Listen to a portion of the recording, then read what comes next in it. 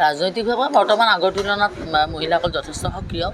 আৰু সেই হিচাপে কিন্তু চাওঁ যদি এইখন চৰকাৰৰ সময়ত ভাৰতীয় জনতা পাৰ্টীৰ নেতৃত্বাধীন চৰকাৰৰ সময়ত মহিলাসকল যথেষ্ট ওলাই আহিছে আৰু ভোটাৰৰ যদি সংখ্যা চাওঁ ভোটাৰ হিচাপে কিন্তু মহিলাৰ সংখ্যাটো বেছি আৰু এনেই ভোটাৰ মানে কি আৰু যেতিয়া আমি নিৰ্বাচনী প্ৰচাৰ চলাওঁ এখন ইলেকশ্যন মানে কিবা মিটিং পাতোঁ সেই সভা সমিতিবিলাকত জেনেৰেলি মহিলাৰ সংখ্যাগৰিষ্ঠ আল্টিমেটলি মহিলাখিনি ওলাই আহিছে কিন্তু এতিয়া ওলাই অহা মহিলাখিনিক আমি কেনেকৈ ধৰি ৰাখিব পাৰোঁ সেইটো এটা আমাৰ উদ্দেশ্য হ'ব লাগিব লগত নিৰ্বাচনৰ মানে প্ৰাৰ্থিত্ব প্ৰদান কৰাটো কোনোবা নিৰ্বাচন মানে প্ৰাৰ্থী হিচাপে নিজক আগবঢ়াই লৈ যোৱাটো ইয়াত পৌৰসভা নিৰ্বাচন আছে আমাৰ পঞ্চায়ত নিৰ্বাচন আছে লোকসভা বিধানসভা বাকী নিৰ্বাচন লোকসভা বিধানসভাৰ তুলনাত কিন্তু আমি পৌৰসভা বা পঞ্চায়ত নিৰ্বাচনত আমাৰ মহিলাৰ সংখ্যা সদায় সংৰক্ষণটো 50-50 সেই হিচাপে আমি তাত দিয়াও হৈ যায় যেতিয়া 10জনৰ ঠাইত 5জন পুৰুষ 5জন মহিলা দিব লাগিব মহিলা 5গৰাকী দিবই লাগিব য'ত ৰিজাৰ্ভেশ্যন হ'ব কিন্তু তাতো আমি কেতিয়াবা দেখোঁ হয় মহিলাবিলাক এক্টিভ ওলাই আহিছে যথেষ্টখিনি কথা বতৰাও জনা হৈছে মানে সকলো ক্ষেত্ৰত আগবাঢ়িছে কিন্তু তাৰ মাজতো এনেই দলৰ সাংগঠনিক দিশৰ লগত কাম কৰা ৰাজনীতিৰ মিটিং এখনত যোৱা সেইটো আৰু এজন প্ৰাৰ্থী হিচাপে যেতিয়া প্ৰতিদ্বন্দ্বিতা কৰিব কাৰণে থিয় হ'ব তেতিয়া কিন্তু বস্তুটো সম্পূৰ্ণ অলপ পৃথক বা পাৰ্থক্য আছে সেই প্ৰাৰ্থীজন যোগ্য হ'ব লাগিব এনেকুৱা হ'ব নালাগিব প্ৰাৰ্থীৰ মহিলাৰ কাৰণে ৰিজাৰ্ভেশ্যন আমি এগৰাকীক দিলোঁ কিন্তু তেওঁ সমষ্টিটো বা সেই ৱাৰ্ডটো চলাব নোৱাৰে সময়ত তেওঁ গিৰিয়াকে চলাই আছে বা কোনোবা পুৰুষে চলাই আছে এনেকুৱা মানে মহিলা হ'লেই নহ'ব কিন্তু মানে যোগ্য মহিলা বুলি যাক কয় তেনেকুৱা মহিলা সদায় হ'ব লাগিব আমি নিৰ্বাচনত দেখিছোঁ পঞ্চায়ত আৰু পৌৰসভাৰ নিৰ্বাচন কেতিয়াবা আমি এনেকুৱা কথাত মাৰ খাই যাওঁ কিন্তু আমি নিজে এইটো অভিজ্ঞতাৰ ফালৰ পৰা কৈছোঁ কিন্তু মই সেইকাৰণে মহিলাসকলক মই আহ্বান জনাওঁ অনুৰোধ জনাওঁ ৰাজনীতি কৰক আগুৱাই আহক সততাৰে কৰক নিষ্ঠাৰে কৰক কিন্তু ৰাজনীতি কৰাৰ নিয়ম নীতি বা যিটো দলত থাকিব সেই দলটোৰ নিয়ম নীতিবিলাক তেওঁলোকে মানি লৈ বা নিজে অকণমান জানি বুজি তেওঁলোকে যাতে ৰাজনীতিৰ লগত জড়িত হয় তাৰ বাবে মই সকলোকে আহ্বান জনাইছোঁ আৰু বিশেষভাৱে চাইছোঁ এইবাৰ নিৰ্বাচনত আমি আমাৰ মহিলাৰ ফালৰ পৰা প্ৰাৰ্থিত্ব প্ৰদান প্ৰত্যেকটো দলেই মহিলা প্ৰাৰ্থী দিছিল কিন্তু আমাৰ বিজেপিৰ 4গৰাকী নহয় জয়ী হৈ যোৱা মই জয়ী 7গৰাকী দিছিল 6গৰাকী তাৰ 4গৰাকী জিকিছে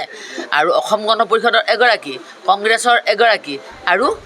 BPFৰ নে কিবা এনেকুৱা এগৰাকী আছে নেকি তেনেকুৱা BPFৰ এগৰাকী এনেকৈ আল্টিমেটলি 7গৰাকী নেকি মহিলা জিকি গৈছে এতিয়া চাওক মই যদি চাওঁ কংগ্ৰেছৰ বিজেপিৰ তুলনাত মহিলাৰ কিন্তু আসন প্ৰাৰ্থী বেছিকৈ কংগ্ৰেছে দিছিল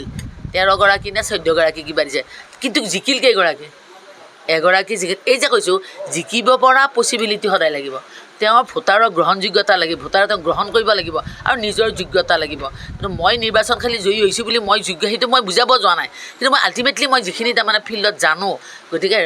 আজি বৰ্তমানৰ সময়ত কিন্তু ভোটাৰ ৰাইজ বহুত সচেতন দলটোতো চাবই সেই যিটো ৰাজনৈতিক দলৰ চৰকাৰ সেইটো দলে কাম কৰিছে নে নাই চৰকাৰখনে সেইটোও চাব প্ৰাৰ্থীগৰাকীও চাইহে মানুহে ভোট প্ৰদান কৰে গতিকে কংগ্ৰেছে কৈছিল সেইদিনাখন মই টক শ্ব' এখনত বহুতে মহিলা 33% ৰিজাৰ্ভেশ্যনৰ ক্ষেত্ৰত বিজেপিয়ে ইমান কথা কৈ আছে কিন্তু তেওঁলোকে কিয় আসন বেছিকৈ নিদিলে কংগ্ৰেছে বেছিকৈ দিছে কিয় আমি এনেকুৱা নকওঁ কিন্তু এতিয়া এইখিনি ৰিজাল্টৰ সময়ত বস্তুটো এবাৰ আমি চালি যাই চাব লাগে বস্তুটো তাৰমানে কি বোলে কোৱালিটি কোৱান্টিটি দুটা বস্তু থাকে গতিকে কোৱান্টিটি হ'লেই নহ'ব কোৱালিটি থাকিব লাগিব ভোটাৰৰ গ্ৰহণযোগ্যতা থাকিব গ্ৰহণ কৰিব লাগিব তেখেতৰ নিজৰ যোগ্যতা থাকিব লাগিব তেতিয়াহে আচলতে মহিলাৰ সংৰক্ষণৰ যিটো মূল উদ্দেশ্য আমাৰ মহিলাক আমি আগবঢ়াই নিয়াৰ ক্ষেত্ৰত ৰাজনীতিত তেতিয়া আমি সফল হ'ব পাৰিম শেহতীয়াভাৱে মৰিয়নি জ্ঞানশ্ৰী আৰু দিছপুৰ সমষ্টিত কুকিক দিলে কিন্তু তেওঁলোকক ভোটাৰে আদৰি নল'লে এই ক্ষেত্ৰত এইটোতো কথা মানে কি হয় শিক্ষাগত অৰ্হতা বা কিবা বহুত কথাই থাকে বাৰু এজন প্ৰাৰ্থীৰ ক্ষেত্ৰত কিন্তু তাত হয়তো তেওঁলোকৰ দলটোৰ কথা থাকে দেখিছোঁ মই নিজৰ ব্যক্তিত্ব বা নিজৰ ব্যক্তিৰ কথাটো বা নিজৰ যোগ্যতাৰ কথাটো মই সেইটোতো নিজৰ কথা ভোটাৰে কিমান গ্ৰহণ কৰিছে সেইটোতো থাকিলেই কিন্তু দলটোৰ ওপৰতো কিছু নিৰ্ভৰ কৰে মানুহগৰাকী ভাল কিন্তু দলটোক ৰাইজে গ্ৰহণ কৰিছে নে নাই গোটেই সেই মানে অঞ্চলটোত বা গোটেই ভাৰতবৰ্ষতে বা আমাৰ আঞ্চলিক দল হ'লে যিখন ৰাজ্য সেইখনৰ হ'ব ৰাষ্ট্ৰীয় দল হ'লে গোটেই ভাৰতবৰ্ষৰ হ'ল গতিকে সেই দলটোৰ মানে কিমান আছে গ্ৰহণযোগ্যতা আছে বা তেওঁলোকে ৰাইজৰ মাজত কিমান কৰিছে ৰাইজৰ মাজলৈ প্ৰকৃতাৰ্থত সেই দলটো সোমাই যাব পাৰিছে নে নাই সেই দলটোৰ মানে নীতি আদৰ্শ কৰ্মৰাজি ৰাইজৰ মাজত তেওঁলোকে মানুহ লৈ যাব পাৰিছে নে নাই সেই পৰিচয়টো তেওঁলোকে দিব পাৰিব লাগিব তেতিয়াহে দলটোৰ কিন্তু গ্ৰহণযোগ্যতা তেওঁলোকৰ ক্ষেত্ৰত মই ভাবোঁ দলটোৰ গ্ৰহণযোগ্যতা নাই মানুহগৰাকী মই অযোগ্য বুলি নকওঁ সকলো যোগ্য ঠিকে আছে কিন্তু মানে দলটোৰ হয়তো তেওঁলোকৰ গ্ৰহণযোগ্যতা নাই, য'ত নেকি আজি হয়তো তেওঁলোকৰ প্ৰাৰ্থীত তেওঁলোকে মানে হাৰিব লগা পৰ্যায় এটা পাইছে। শাসকীয় দলৰ বিধায়িকা হিচাপে আপুনি মাত্ৰ 4গৰাকীৰ ভিতৰত আপুনিও এগৰাকী। এই ক্ষেত্ৰত মহিলা সবলীকৰণৰ কাৰণে আপুনি কিমান দূৰ আগবাঢ়িব, কি এনেকৈ আশা কৰে? চাওক, মহিলা সবলীকৰণৰ কাৰণে আজি ৰাষ্ট্ৰীয় চৰকাৰখনে হওক বা আমাৰ ৰাজ্যিক বহুতখিনি কৰিছে। ডক্টৰ হিমন্ত বিশ্ব শৰ্মাগৰাকীয়েতো প্ৰথম মহিলাসকলক আগবঢ়াই নিয়াৰ কাৰণে পদক্ষেপ লৈছে। আজি মহিলাসকলে যি গৃহিণীয়ে আজি অকল ৰন্ধা বঢ়া বা ঘৰখনত ব্যস্ত আছিল, আজি সেইগৰাকী মহিলাই দুপইচা উপাৰ্জন কৰাৰ কাৰণে পদৰ দেখুৱাই দিছে আমাৰ এইখন চৰকাৰৰ সময়ত। গতিকে মই আশা ৰাখিছোঁ চৰকাৰে সহায় আছে, কিন্তু নিজৰ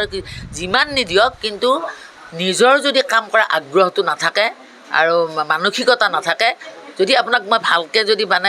ৰান্ধি বাঢ়ি খুৱাব খুজিছোঁ, আপোনাৰ যদি খোৱাৰ ইচ্ছা নাই, তেতিয়াহ'লে আপোনাক কোনোবাই জোৰ কৰি খুৱাব পাৰিব নেকি? তেনেকুৱা কথা। গতিকে প্ৰত্যেকগৰাকী আই মাতৃক মই মানে আপোনালোকৰ জৰিয়তে মই তেওঁলোকক অনুৰোধ জনাওঁ, চৰকাৰখনে তেওঁলোকৰ লগত আছে, মুখ্যমন্ত্ৰী মহোদয় তেওঁলোকৰ লগত আছে, যথেষ্টখিনি আঁচনি যদি আগবঢ়াই নিয়াৰ যি প্ৰচেষ্টা, এই প্ৰচেষ্টাত তেওঁলোকে সহযোগ কৰক আৰু নিজৰ সুবিধা তেওঁলোকে লওক আৰু আগুৱাই যাওক। মই সেইখিনিকে ক'ব বিচাৰোঁ।